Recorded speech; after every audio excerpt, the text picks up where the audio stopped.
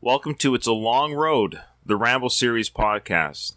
Doug from the Rocky Minute podcast. He is guest starring with me today. How are you doing, Doug? Guest starring? Wow.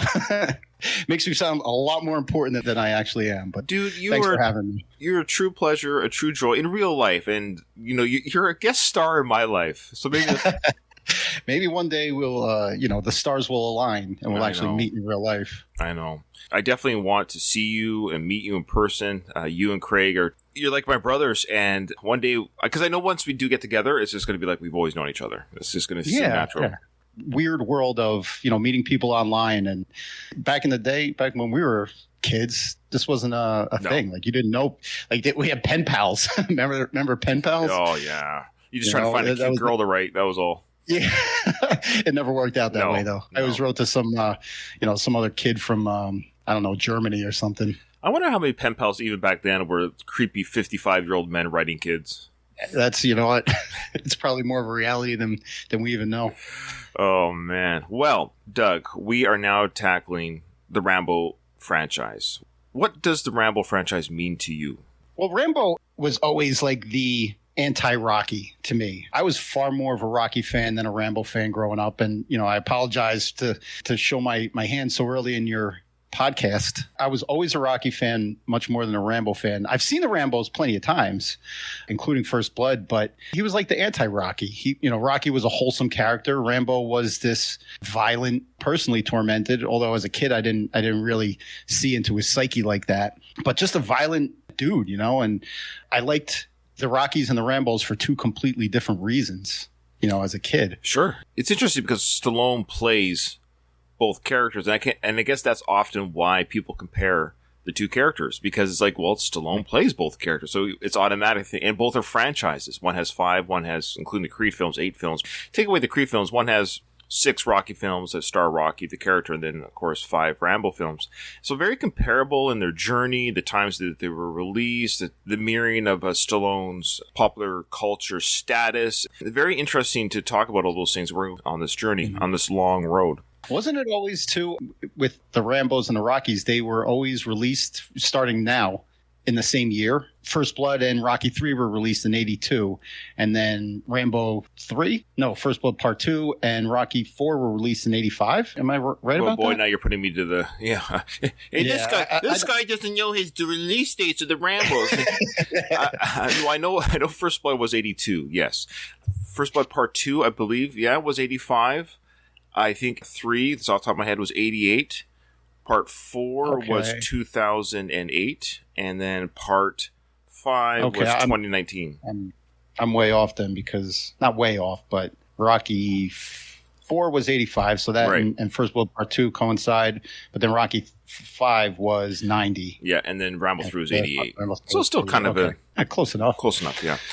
Before you get into the movie, one other thing about Stallone himself, the way he plays these two characters also displays his ability as an actor to play two completely different characters. I mean, they do share certain similarities. On Rocky Minute, we always just praise Stallone for his nonverbal acting. And Rambo, I mean, in his solitary scenes in at least this movie, very little dialogue. He does have some great nonverbal facial acting. In that ways, the characters are somewhat... I mean, it's not the characters, it's Stallone, the way he plays them. But it definitely shows his range, the differences between the two. Well, I know you've heard my interview with David Morrell, the author and creator. Phenomenal interview. You know how Craig always says you have the Bill Conti interview? I would say you have the pinnacle David Morrell interview also. Well, that's very kind of you. I only bring it up because I'm amazing. No, I only bring it up because... Well, you got him to share very personal stuff that he admitted to never speaking of before. I don't know where that came from, man. I'm like, for those who want to see, it was actually a video recording. So I put it on my new YouTube channel for It's a Long Road, the Ramble Series podcast. I have no subscribers at this time. But the video's there. So my first video on my podcast is the video version of me, Mr. Morrell, and you can see in his face. And yeah, near the end, he was, holding back crying with the story that he was sharing. And I was just like, holy smokers. I don't know why we're here. I think it's you and the way you allow your guests to really open up, by the way you present the interview. It's like a conversation. It's not like an interview. Oh, I appreciate that. I don't mean to blow smoke up your ass. That's totally not like me. Yeah, I know. I appreciate it. And so Mr. Morrell, he spoke to Sly's acting. That's why I bring it up, because he talked about how, and I never thought of it this way, and I'm really glad he brought it up, that Sly in this film, a lot of the acting has to do with the eyes. So when we watch this, let's look for, and those who watched the movies with me during this journey, let's look for Sly's eyes, the Sly's eyes, and just to see, and I watch. Yeah, the Sly watch, yes, I watch. So, anyways, the acting that he does with his eyes, and I can see it totally now with that sequence, of course, with the fingerprinting, just how he doesn't say anything, but what he emotes physically is amazing. He has two different distinct looks. Like he has that when his eyes are kind of droopy and he's just in like quiet contemplation, and then when he's manic, his eyes go really wide when he's doing something that's crazy. No, it's like driving the truck when he's driving the truck through the blockade and everything. Sorry to jump ahead, but how dare you?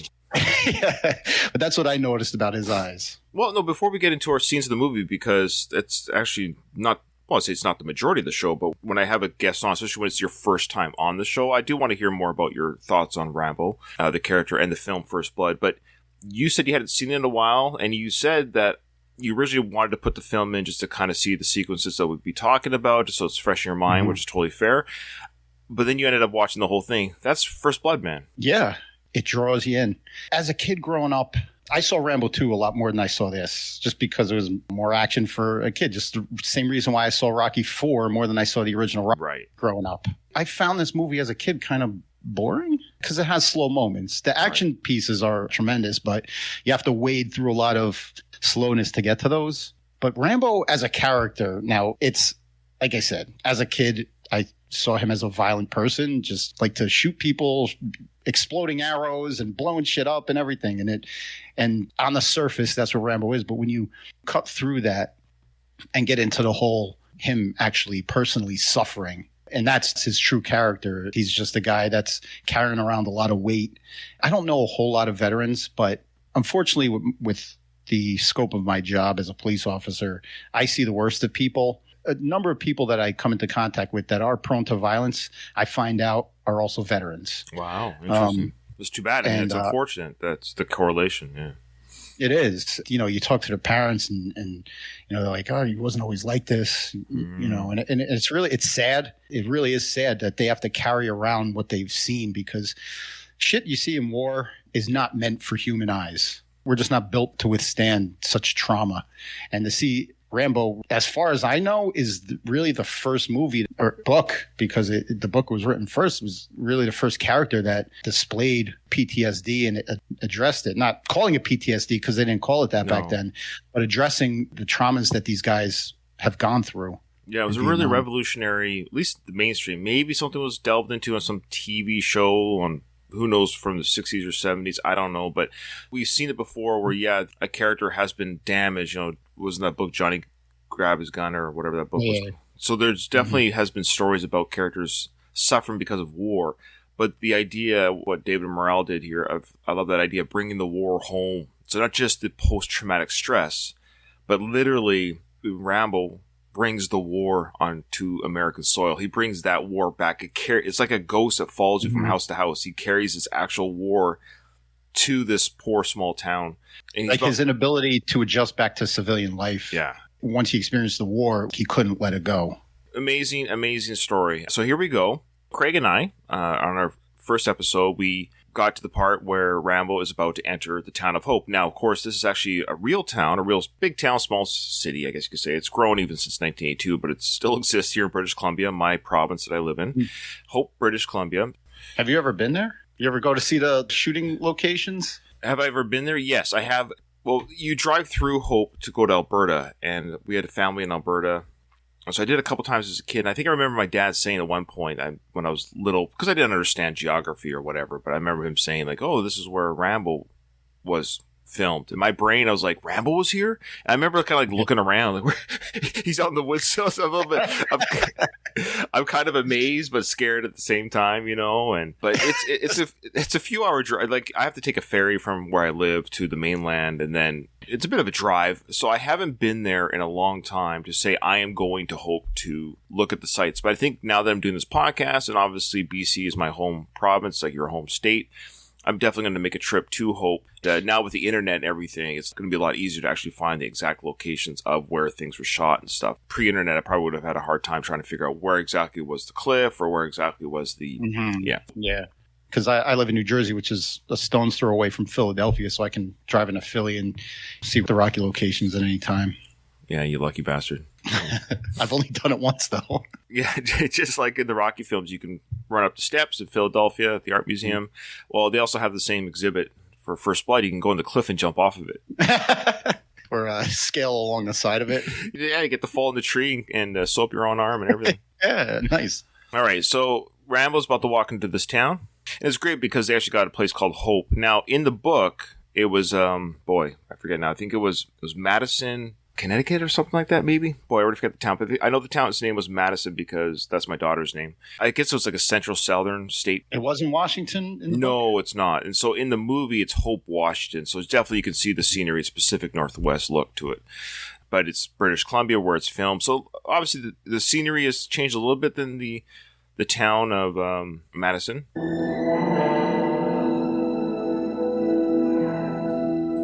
I always think it's crazy. Like, there's cars driving in and out of this town here. Now, they have a film crew set up here, but you got to figure that's just people driving to and from work or whatever. I always wonder that about movies. Yeah.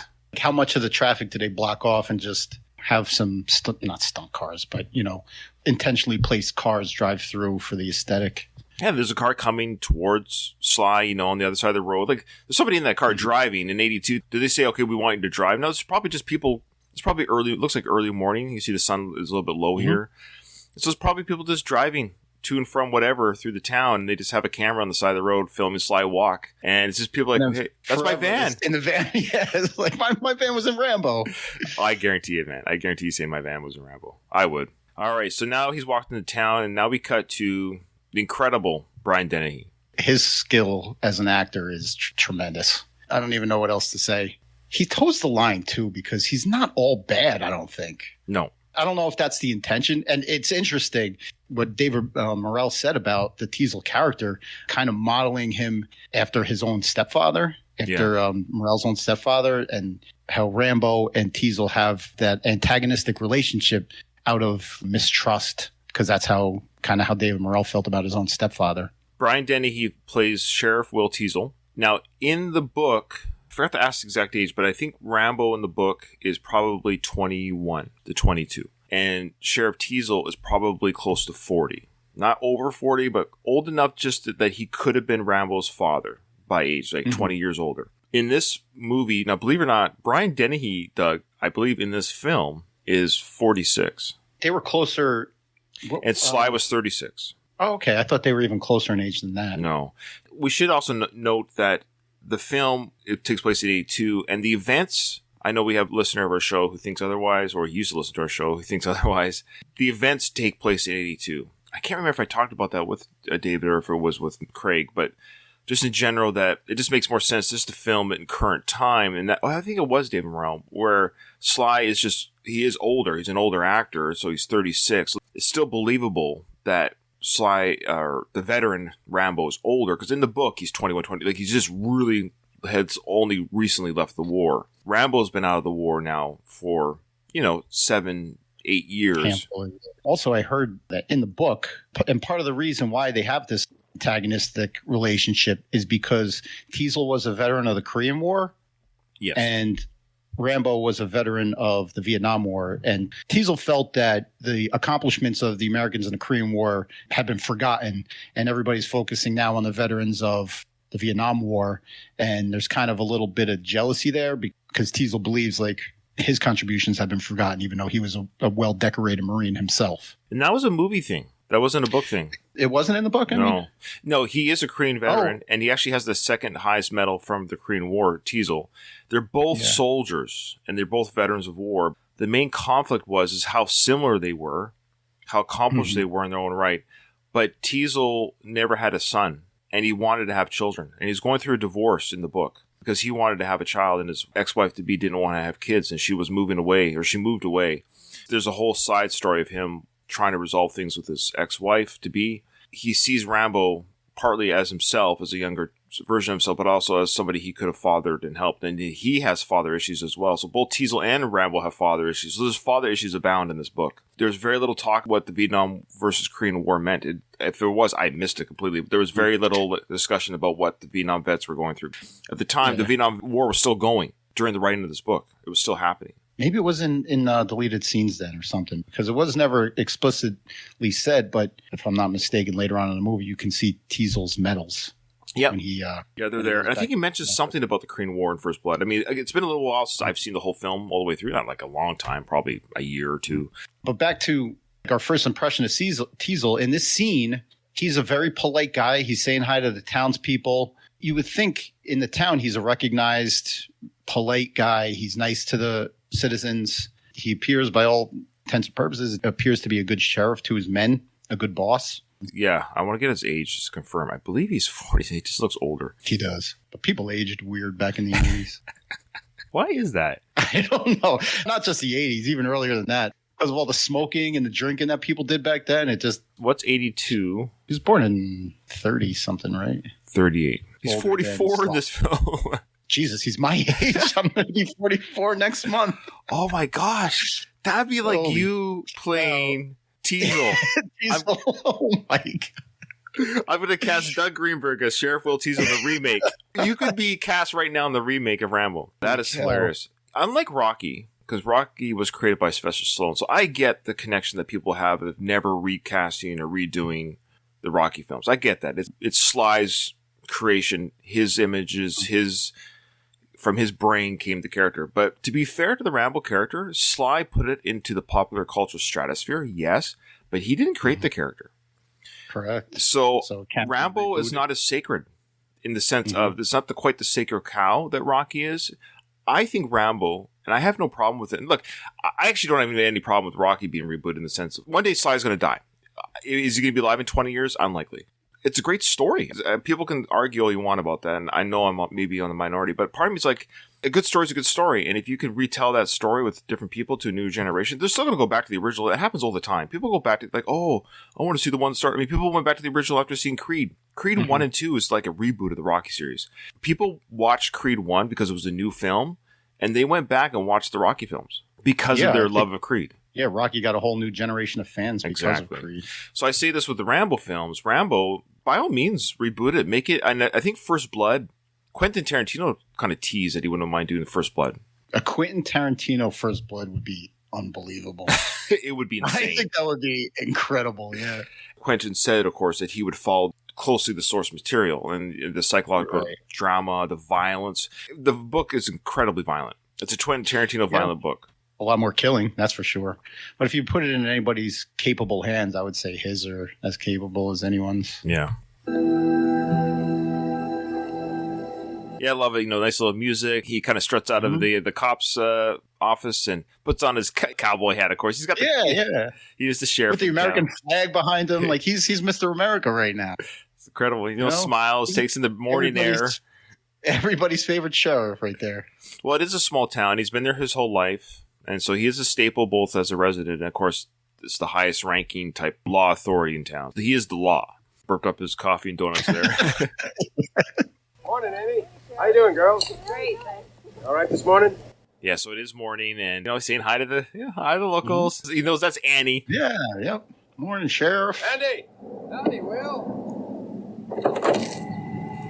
I was going to say, he put on his hat for a very short distance. He put on his hat, walked down the stairs, and he gets into his cop cruiser, takes it off again. So. This has to be intentionally done to display that he's not just a cold-hearted bastard. That's a miserable guy. The town likes him. He's not the sheriff bully in town. Townsfolk like him. People are saying hi to him. He's a congenial, nice individual who runs the town. This is like the opening. As a guy that loves westerns, you should know. Like, this is like the opening of a western. Yeah. You know, the sheriff walks out into the street and greets the town, says hello to everybody as he's conducting his business. And David Morrell said he wrote this as a western. There you go. Perfect. Morning, Dave. Hi, Sheriff. Guy wearing a hard hat, just walking down the street. I love his Andy. Morning, Sheriff. Morning, Sheriff. All right. At some point, Sheriff, you're gonna have to stop saying hi to people. You're never gonna get your day started. There's somebody walking by into your car. You never said hi to him. Now he's gonna feel left out the whole day. Right. Oh, did you catch that? Did you take a bath this week? Now we're already seeing this guy he's a bit of a dick right there. Yeah. He's trading barbs with the locals. No, but he didn't say it loud enough for him to hear. We heard as an audience, but I don't think that guy heard it. He walked away. No, because he took a bath this week. I think he's saying it under his breath, but we hear it as an audience member, but Dave doesn't hear it. So he's a nice guy, but kind of a dick. Yeah. Classic shot of the Greyhound driving by. Morning. All right, so now already Sheriff Teasel has greeted Rambo just outside the city limits there. I love the scenery shots all around these guys, man. Yeah. Yes. Like every shot, the mountains, the clouds, no CGI, no green screen. That's just real scenery everywhere. It's a very pretty part of, let's say America, but it's Canada. Yeah, let's keep in mind that, yes, this story takes place in the U.S., but everything you've seen is British Columbia. That's just because it's cheaper to film up there. It's not for the scenery. Yeah, all right. I kid. No, it's true, though. You're right. Tax breaks or something, they say. But it's beautiful there. I mean, Washington State and Oregon are beautiful states, too, but British Columbia is a beautiful province. It's actually on our license plate. It says, Beautiful British Columbia. That's our tagline. That's our moniker for our province, yeah. You visiting somebody around here? Wearing that flag on that jacket. Looking the way you do. You're asking for trouble around here, friend. This is the one point with David Morrell. I would say disagreed with him, but I showed him my understanding of this scene because he talked about when he saw this in the theaters with other long-haired individuals back in 82. And I know this was his generation. Having long hair when he was younger, that was a big thing. If you had long hair, you were considered a hippie, anti-government, all that stuff, or anti-establishment. And that was what long hair meant. Now, Sly does have long hair here. It's not like hair metal long. Not Rambo 3 long. No. Beautiful Rambo 3. But that being said, and he's clean shaven too. Of course, the character in the book, he has a beard and the hair's even longer. Sly should have had a beard in this film. That would have been amazing. Should have been more Nighthawk Sly than. But it's a movie in that he's the star. He wants to show his face. He wants to show his mug. Let's be honest. He's got a very handsome, square-jawed face here. He's going to show it off. That's the whole thing. I think a movie today, if it was made, I think they would have foregone the vanity part of it, and then the actor, I guarantee you, would have a beard in today's film. So right away, Teasel says, looking the way you do, what I focused on all these years, and it wasn't until the long hair discussion in the book and then David Morrell talking about that, I was like, oh, they're talking about the long hair. That seems to be the big issue back then. It was actually, for me, it was just, like he says, wearing that flag and wearing that jacket. What does that mean to you as an American when you hear, but the American flag, I know what it represents, obviously, to different people from different ways, but why is the flag so divisive in your own country? I mean, now it's not. Okay. Now it's, the symbol of unity. But back after the years following Vietnam, the veterans, he looks like a Vietnam vet. Yeah. They wore those field jackets. And yes. I don't know about the flags, but in my mind, the typical post-Vietnam vet looked like Rambo with the green jacket, the long hair, maybe a beard, even possibly a headband. That's like the grizzled old Vietnam vet that you think of. Those guys weren't welcomed home from war with open arms. Maybe right off the bat, Teasel recognizes him as a Vietnam vet, and his war is already forgotten. What he's doing is profiling. He has no legal right to stop Rambo, and just because he's a stranger in his town, he's profiling him as somebody who looks suspicious. Did you find it interesting that Delmar and his family live outside of town? Yeah, right outside. We don't want your folk in our town. Yeah, exactly. Seriously, I wondered about that. I don't know. Headed north or south? North.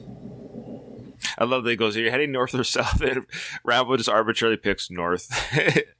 Wherever. Now jump in. I'll make sure you're heading the right direction. Huh?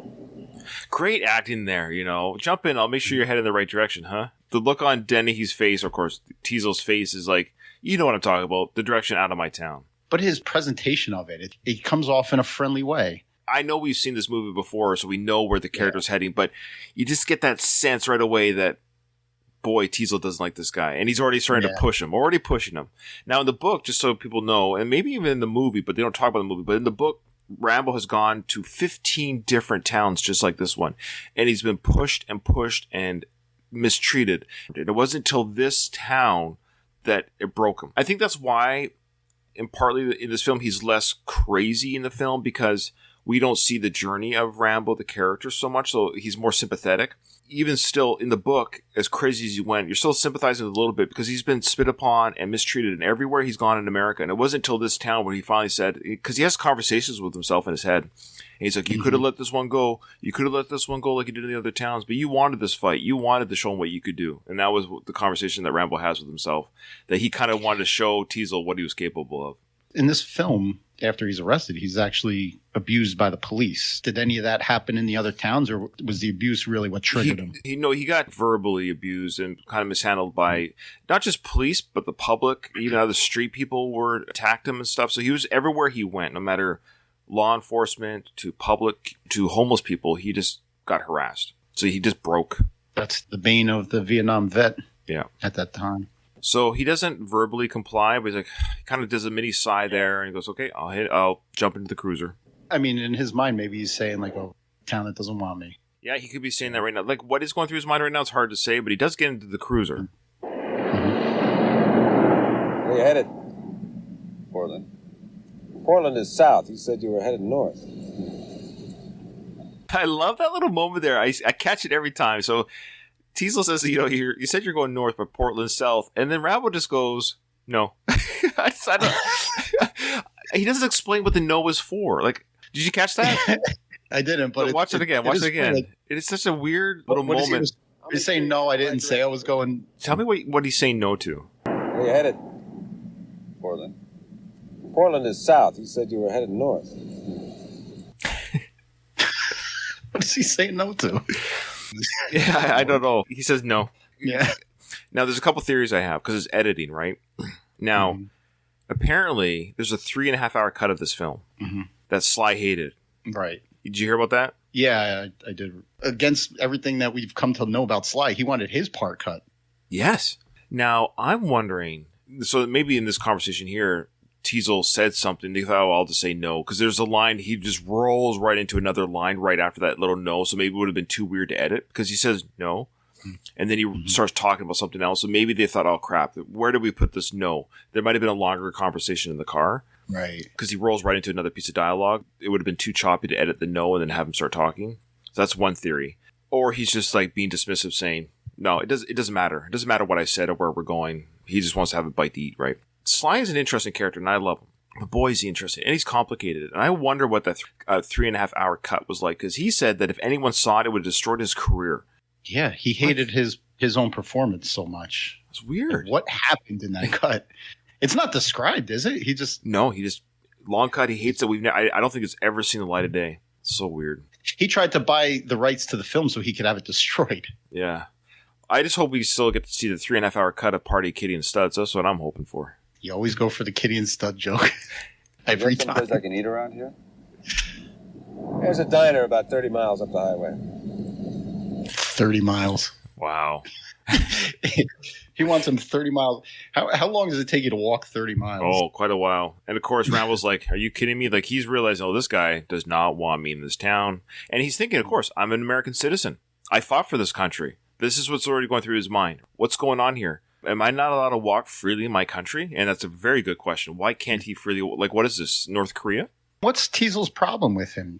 And what's everybody's problem with him? Okay, just because he's a veteran of an unpopular, does that mean that he's going to wreak havoc in your town? In the book, Teasel talks about he's run into people like him before. This is an issue that happened in the States during the time, that hippies were picked up by cops. That's what David Morrell's genesis of the book was, too, that he saw it on the news that people were literally picked up by police. No offense to you as a police officer, but this was obviously the 70s.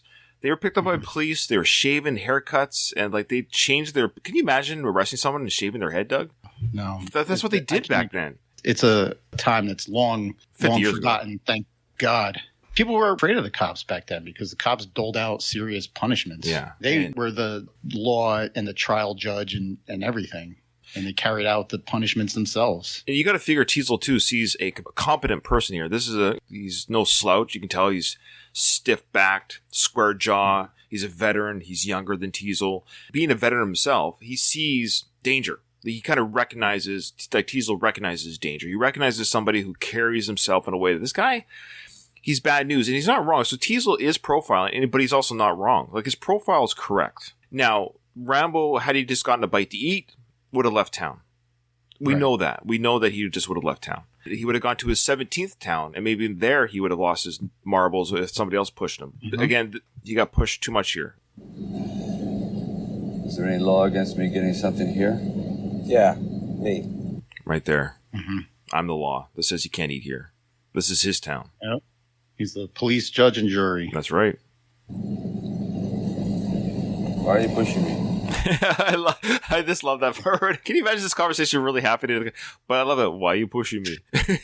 And it's the first time he turns and looks Teasel in the eye, too. Yeah. He was looking straight ahead and one-word answers and everything. And the second he feels he's being pushed, now he turns. And this is where they're antagonistic. It was kind of subtle before. I'll make sure you're going the right direction. Yeah, there's a diner 30 miles away. So Ram was like, okay, dude, what the F's your problem? But I love that term. Instead of saying, what's your problem? That's a great way to say it. Why are you pushing me? I love that term instead. That's a great way of saying it. Yeah. What did you say? So why are you pushing me? I haven't done anything to you.'t of all, you don't ask the questions around here. I do. You understand? Secondly, we don't want guys like you in this town. Drifters. First thing you know, we got a whole bunch of guys like you in this town. That's why. Besides, you wouldn't like it here. It's a quiet little town.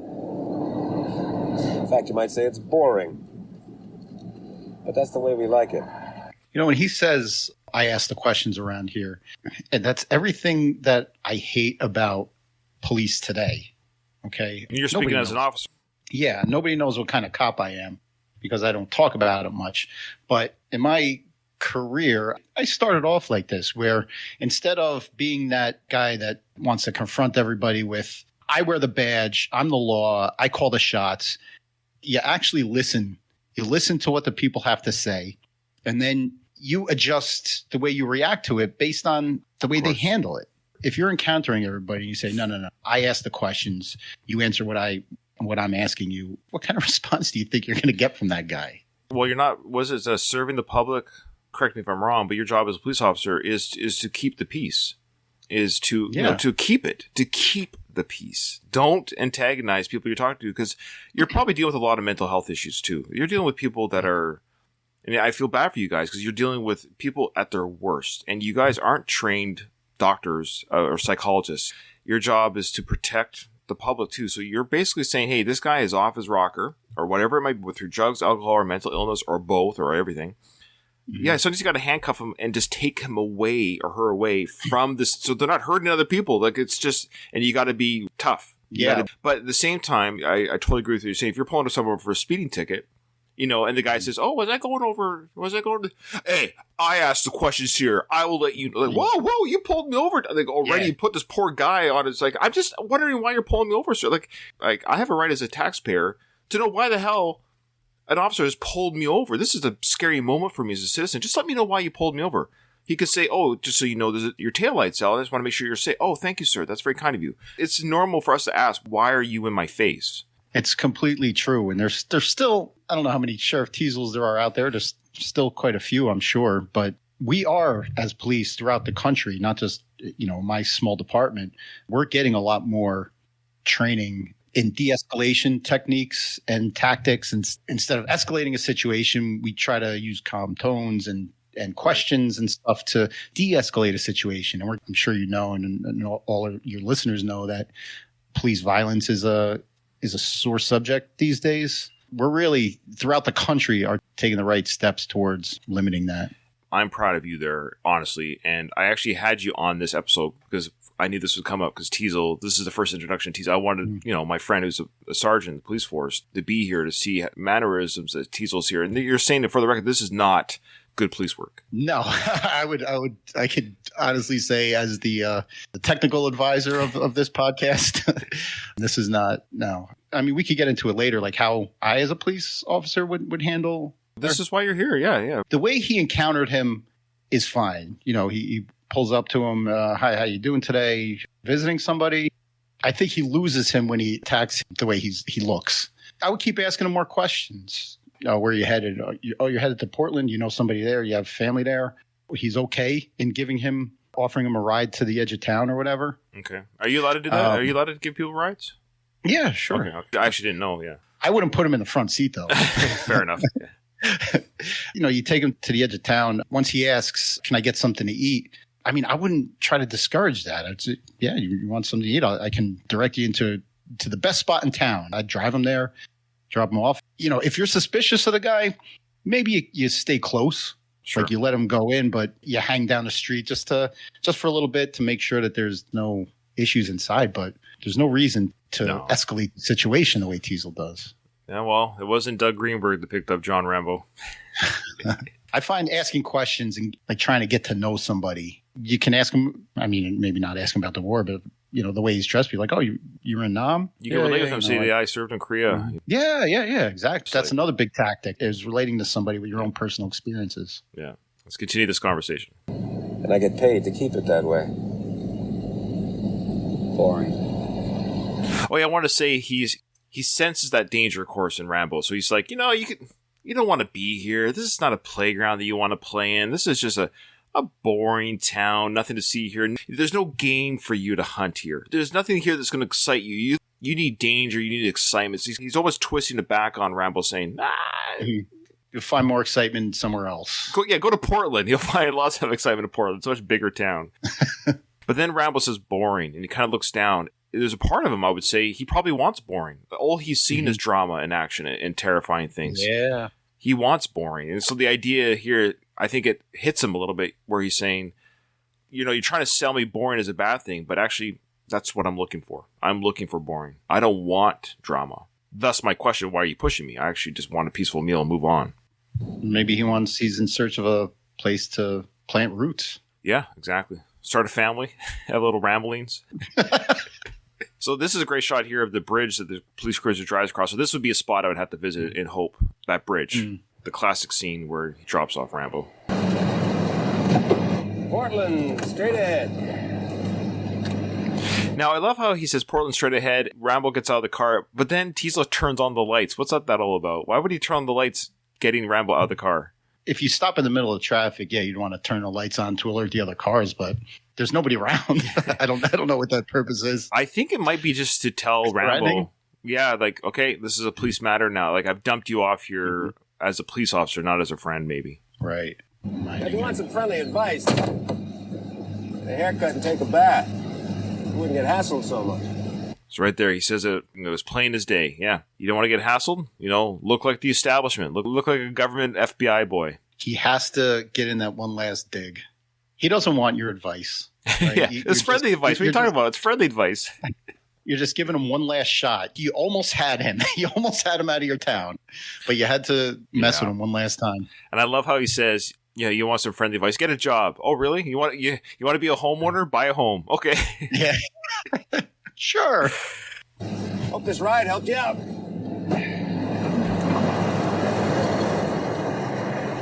And here comes some of Sly's great, quiet, silent. Have a nice day, huh?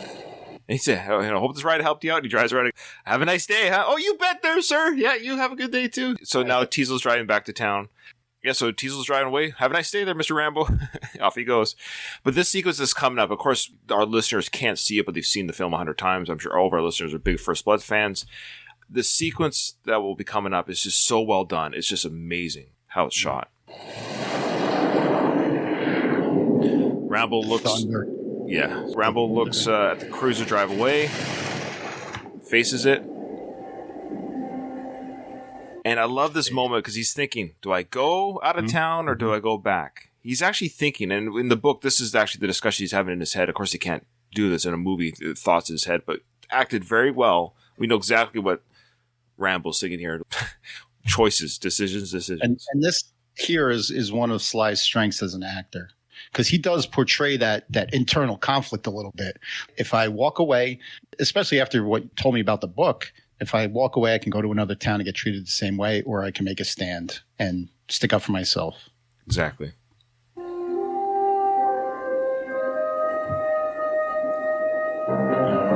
And listen to that music cue. Collar. Yeah. Listen to that music. Do. So right there, he lifts up his collar. He's made his decision. That's a great music cue from Jerry Goldsmith. And that's why knowing the book's a little bit helpful because he's pissed now. Like he knows by going back, he's going to start a war. He's made that decision. Look at that face right now. Yeah, it's awesome. Yeah, before leading up to this, he had that quiet contemplation look about earlier, and now he's flipping his collar. He's kind of flipped his switch, so to speak. Yeah. You can see some anger in his eyes. He's not going to put up with it anymore. And the thunder that you hear right before this is like the coming storm.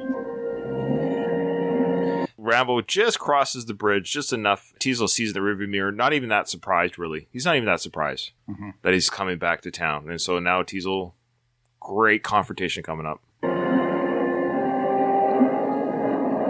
Teasel's done playing the nice guy. Yeah, the quote-unquote nice guy, yeah. Where do you think you're going? Hey, I'm talking to you, goddammit. Now this, as a police officer, would aggravate me if you're addressing somebody and they just walk past you like you don't even exist. You know goddamn well you hear me. Did he call him an a-hole there, though? Did I catch that? I don't know. Play it back. Where the hell do you think you're going? Hey, I'm talking to you, goddammit.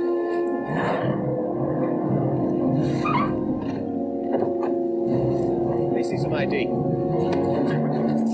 All right. Ooh, that musical cue. Put your hand on him. Mm-hmm. So he grabs him. Let me see some ID and grabs him. What do you do in this situation, Doug? Well, you don't just try to grab somebody like that. You stop him. I would stand in front of him to try to interrupt his progress. Maybe put my hands up.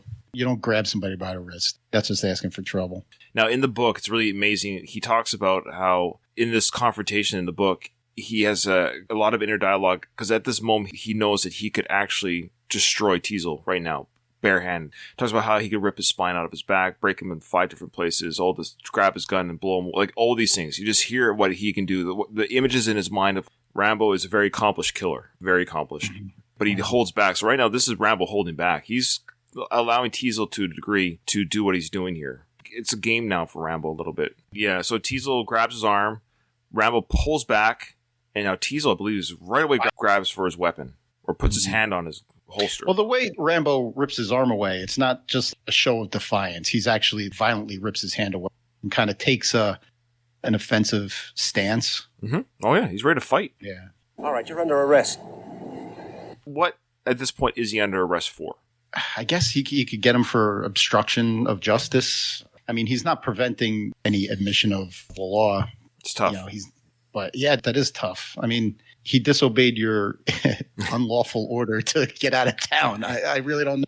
What are you arresting him for? Yeah, I don't want to put you on the spot because this is a tricky situation because now Teasel's made it his deal to stop him from coming to town, and Rambo's doesn't want to obey that order from the law. But I mean, is it against the law for him to come back to town? Like, is that a law that he can't come to town? Or you can't lawfully throw somebody out of your town. I mean, they book him later for vagrancy. Vagrancy isn't illegal, at least in New Jersey. Right. I don't know if it is anywhere, but just being it must have been at some point. Being a wanderer isn't illegal. If I'm walking on the street, this is like essentially what he's doing right now. He's walking, I mean, really in the wilderness almost. It just happens to be a paved road there. So he's walking back to town. Do I really have to stop because you told me to stop? Now, 1982 laws are clearly different nowadays, but now you can get out of your car and speak to anybody. You don't have to have a lawful purpose, but to stop them, to detain them, to stop their path of travel. They're just walking. But to stop them, to say like, oh, come here, let me talk to you for a second. You need a lawful purpose to do that. Yeah. You could say, hey, how you doing? And if the guy chooses to stop and engage with you and talk to you, then it's perfectly lawful. But once you prevent them from leaving, once you say, no, like I'm going to ask you some questions and you're going to answer them, you have to have a lawful purpose to do that. I have a reason to believe you're a dangerous person. Maybe that's what Teasel thinks. Maybe he thinks he's dangerous. To be fair to Teasel a little bit, I'm not trying to throw him under the bus. So maybe he's made it a war. I understand that. But at this moment, he feels like Rambo has some dangerous intentions for his town. So you could argue that he is trying to protect his town. That his intention, though, as the antagonist of the film, isn't horrible. He does see a dangerous. He senses right away. He knows this guy is dangerous by the way he reacts to it. Like, oh boy, the way he ripped my arm off from his arm. Boy, this guy is strong. He knows how to respond to contact. I would say Teasel's probably a little bit, I would say afraid at this moment too, but he's like, oh, I have a wild animal here. Yeah, his senses kind of peak. Yeah. You hear me? Now put your hands on the car. Now you put your hands on the car and you spread them. Now you're going to put your hands on that car. How you do it, you decide right now. He puts his hand on his gun, says, you're going to put your hands on the car, and how you do it, it's going to happen. You can either do it willingly or I'll shoot you. Yeah, 1982 might be different, but you can't. You can't do that. You can't threaten somebody with a death. No. Because right now, Ramble's just standing there. There's no indication that he's going to do anything violent. He's just standing there. Okay, let's assume that this is a lawful stop, and he does have a law enforcement reason to arrest Rambo here. Rambo refusing to put his hands on the car. It's resisting arrest. It's grounds for... At that point, you can put your hands on the guy. Now you can take a defensive tactics approach to arresting the guy. That doesn't mean slapping him with your billy stick or open field tackle. Right. There's a very thin line between effecting an arrest and going overboard. So in the book, again, this is where, I think it's at this point exactly where Ramble's like, I can kill him right now, but I won't. So that's what's going through his head, I think, in the film, is we don't see the thoughts, but keep in mind the character that was created by David Morrell is Ramble could have killed Teasel right here, but he doesn't. He says he would have been able to grab that gun before he could have drawn it. I'm glad that you read that you have the knowledge of the book to kind of explain what's going on through Ramble's mind. Yeah, because that was one when I was reading the Rocky II novel. Getting into Rocky's head was one of my main purposes. Yeah, to find out what's going on. Ramble's even more complex character than Rocky's. It's that little sigh that he does right there. Look at his eyes change. He doesn't have that anger in him anymore. Yeah, he's like, okay, I'm not going to kill him. Yeah. Get your legs back. Get them back. Hey, try to be nice to some people. Nice. So he starts frisking him, try to be nice to some people. You can kind of sense he's almost kind of relieved that Ramble's not fighting right now. As a police officer, I would handcuff him before I search him. Good point. I didn't even catch that. Yeah, his hands are just on the car, but you'd want to have his hands not free to just turn around and start strangling you or whatever. Yeah. Well, what do we have here, huh? Why would you be carrying a knife like this? So he pulls out the big hunting knife. Now, again, this knife was not in the book. David Morrell talks about that this prop was something that Sly wanted. He always likes to fidget and have stuff in his hand, which explains Rocky and the Ball, by the way, for the Rocky films. He always, Stallone likes to fidget and have things in his hands. He wanted that knife for the character, and so that was a Sly addition to the film, to having that prop. Good addition. It's gone on to become an iconic knife. Yeah. Much like the boxing gloves in Rocky, the knife is pretty iconic with the Rambo character. Yeah. Teasel unsheaths the knife. Says, "Why do you have a knife like this?" Hunting. And I love the answer. What do you hunt? Here you go. Don't be a wise guy. What do you hunt with a knife? Name it. Love that. Name it. In his mind, you think he's thinking people? Oh, yeah. Or at the same time, he's like, I'm capable of hunting anything. Name it. Man, beast. It doesn't matter. I'll hunt it. That's it. So the next sequence of events is the police station, the processing. That's what you guys call it, right? Yeah, processing. Now, you gave me this section of the movie. I'm sure if I'm invited back, I'll be back for later scenes. Of course. Well, invite. Yeah, sorry, you really bombed this. It was an audition. Yeah. And this is the kind of thing when I was a kid that seemed boring to me. But this few minutes that we watch is chock full of emotion, tension that we see between the two characters, emotions and that contemplation that's going through Ramble's mind. And I know this, breaking down a movie minute by minute, watching in such small chunks, you really get to analyze to a great degree moments like that. That's why I love these little bits that I do and that you do. Oh, man. Well, it's awesome having you on. And if you haven't already, folks, check out Doug's Rocky Minute podcast. You guys are covering Rocky 3 right now on the Last of the Action Heroes Podcast Network. Doing a great job, of course. You're one of the top shows, man. Your show is very popular, and rightfully so. I check every month. I check to see how the Rocky Minutes are doing. They're usually one of the more listened to episodes. Well, Rocky's I really appreciate it. Yeah, Rocky's a popular character, and people love those first 6 films, so it's amazing to see. You're doing great work, a great hard journey ahead of you. You'll be done the Rocky films, in 10 years maybe? Or I don't think I'll ever get back to releasing 5 a week, but I want to get back to doing at least 2 or 3 a week. I can't wait for my episodes to drop. I was the Mickey death scene. You were the Mickey death scene. Yeah, I can't wait. I love it. All right, brother. Anything else you want to plug before we say goodbye?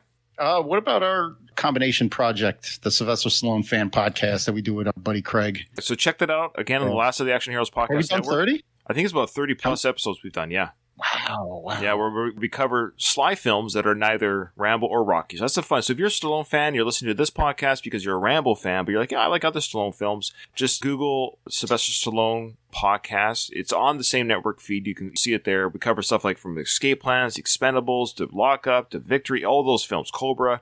We covered it all. We still have more to do. I think our next one's going to be Escape Plan 3, so get ready for that one. I think we're done with all the good ones.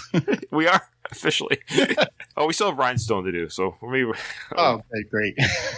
Thanks, everyone. Thanks for watching. So that's the end. The episode's over. Nothing is over. Nothing. You just don't turn it off.